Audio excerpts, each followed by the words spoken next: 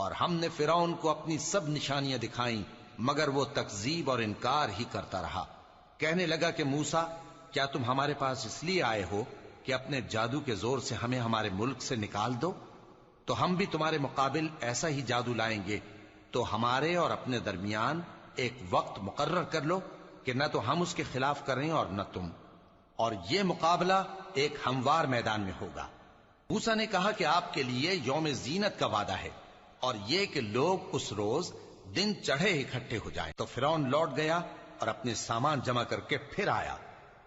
موسیٰ نے ان جادوگروں سے کہا کہ یہ تمہاری بربادی ہوگی، اللہ پر جھوٹ نہ باندھو، وہ تمہیں عذاب سے فنا کر دے گا، اور جس نے جھوٹ باندھا وہ نامراد رہا۔ تو وہ باہم اپنے معاملے میں جھگڑنے اور چپ کے سرگوشی کرنے لگے۔